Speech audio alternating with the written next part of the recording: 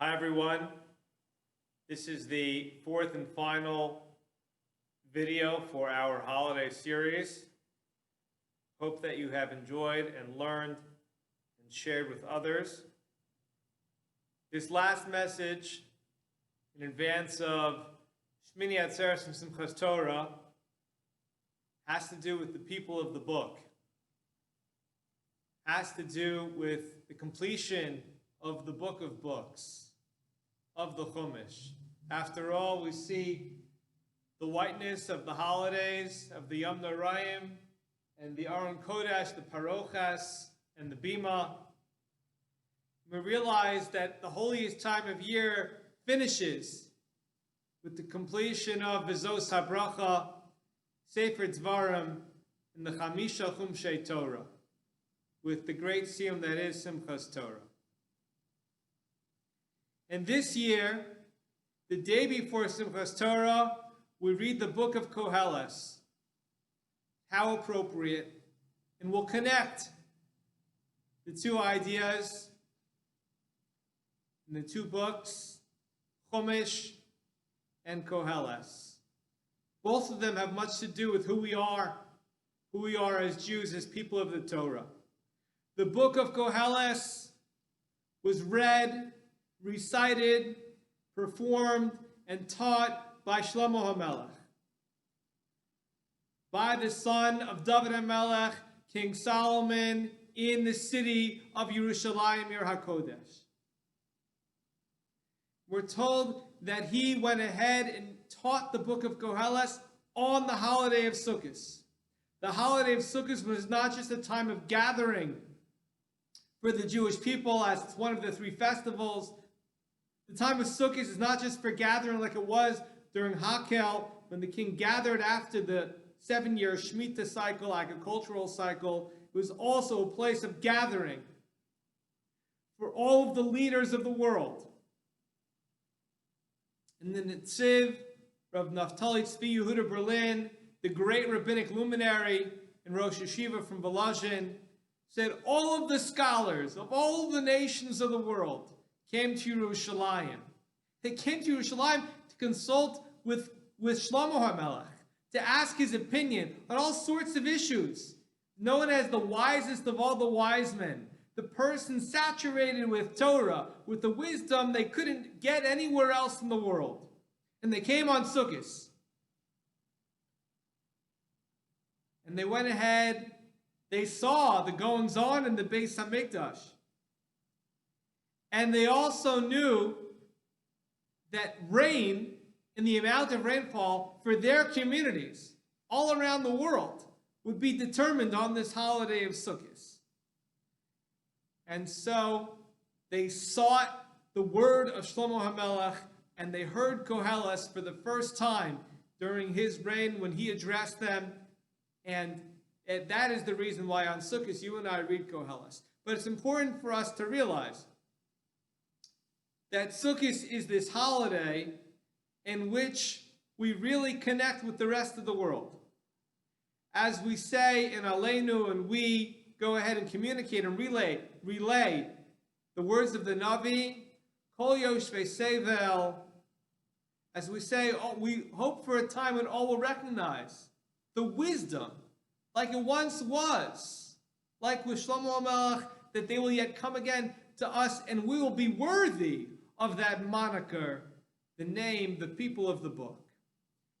We look at Koheles, and we should realize Koheles does not have Hashem's name with a Yud, and then a Hey, and then another Yud, and another Hey. It doesn't have the 4-letter name of the Almighty. It has the word Elokim. And the commentaries tell us the word Elokim is more recognizable. The concept of God, as understood by the nations of the world, is reflected in the word Elokim, not in Yud Kei Vav Kei, the 4-letter name of the Almighty. And indeed, if a person looks at Koheles, we see it is not just a work of wisdom, but a work of wisdom for the whole world. Only at the very end of Koheles are the Jewish people directly related to. Only when it says, Sof Davar Hakol Nishma, at the very end. Sof Davar Kol Nishma Ves Elokim Yirav Ves Mitzvah Sav Shemor. Mitzvah Sav Shemor. The mitzvahs, the system mitzvahs is us. But the rest of the book is about a wisdom that's universalistic. It's about a wisdom for all of humanity. And we look at what King Solomon is saying with the divine spirit in the words of Koheles, and it's applicable to all mankind. And the Netziv explains, Kizeh kol ha'adam, that what man is at our core is really similar to each other and to one another.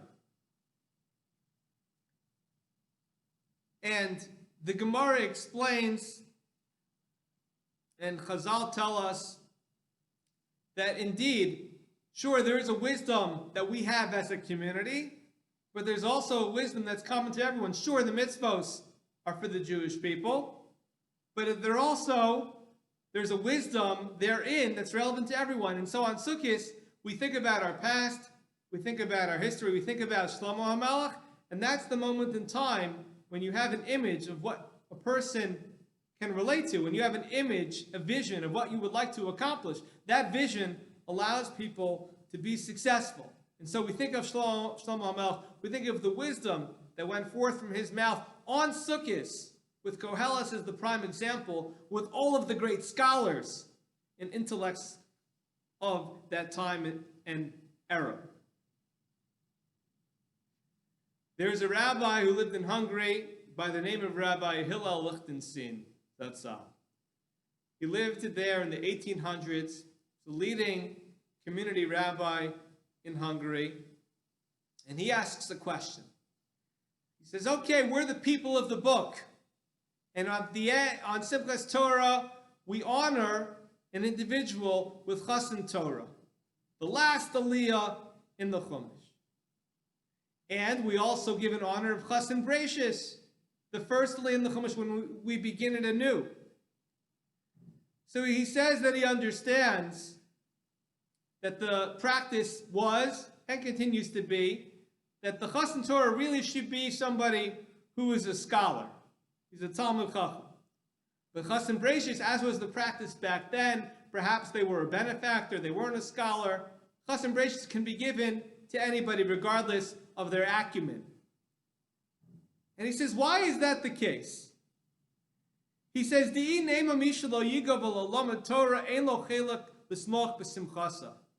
he says, somebody who doesn't learn, doesn't understand, how can he have the happiness that is Simchas Torah? He didn't have an understanding of what was completed.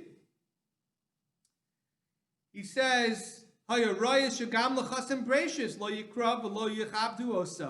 when he begins Breishis, he shouldn't necessarily be able to relate to that either. What's the difference as to why we have this minhag about Chassan Torah being different than Chassan Breishis? The last aliyah and who we honor, the first aliyah and who we honor then.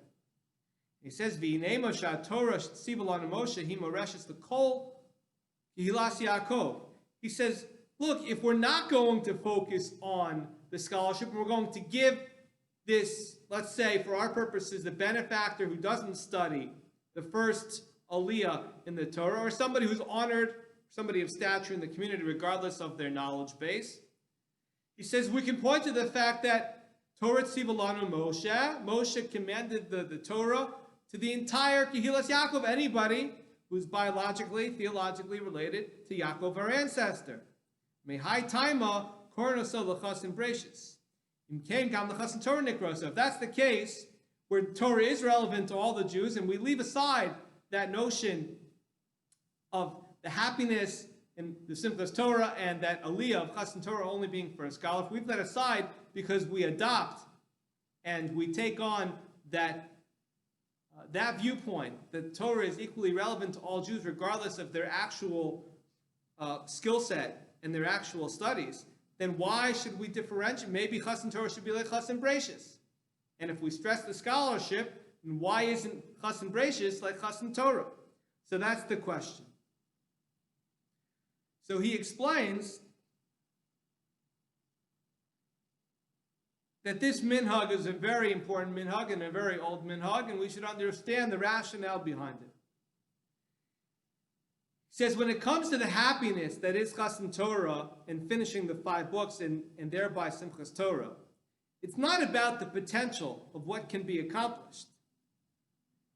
He says it's about that which was studied and known and learned, and therefore there's only certain people who've actually taken the time to do that who would go ahead and honor. But he says, Brachus and starting anew, and Chassan Brachus in that first Aliyah is altogether different. He explains the potential of learning, the potential of taking part is open to everyone. And there's a new opportunity this year.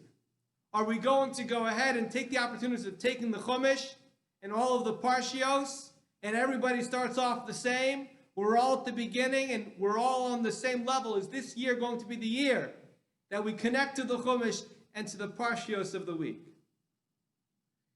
And in that way, any Jew who we want, a person of stature who's knowledgeable, a person who's not knowledgeable, anybody who we think we should honor, because it's all about what can be accomplished this year. And he explains that is why the practice was in his community in Hungary to differentiate between Chassan Torah and Chassan Brachus. And he explains the Haschalos HaTorah, Ubrachus Limudo Sheyachzik Talmid Chacham, a person can achieve the same level of learning that the scholar goes ahead and accomplishes. The scholar has a track record, and every year he connects to the Chumash. But everybody has that potential to connect to the Chumash in their own way, regardless of where they have been up until now. And to go ahead and to learn and have the same apportionment that goes to the students of Torah can now be had by any Jew. And that's what Brachus ought to signify. That's the opportunity that presents itself on Simchat Torah. We celebrate as a community, and we also celebrate the potential of what we can accomplish. And so this year, when we celebrate being the people of the book, who celebrate the completion of the Chumash, and we realize that we represent in this world this capacity for wisdom, that we hope to achieve yet again, like Shlomo Melech achieved for the Jewish people on Sukkot so many years ago. That we realize that this Brachus, this upcoming reading of Brachus, represents for us this great opportunity. Perhaps we have more time on our hands. Perhaps we're home more often. Perhaps we're not accomplishing what we needed to accomplish and we're given more time, fewer deadlines, fewer tasks. And perhaps we have time to make our own schedules in ways that we didn't make before, and maybe that's what the virus represents for us. This coming Brachus, we can commit ourselves to connecting to the words of the Torah and making sure that we understand we have the same relationship as the scholars might have in this coming year, 5781.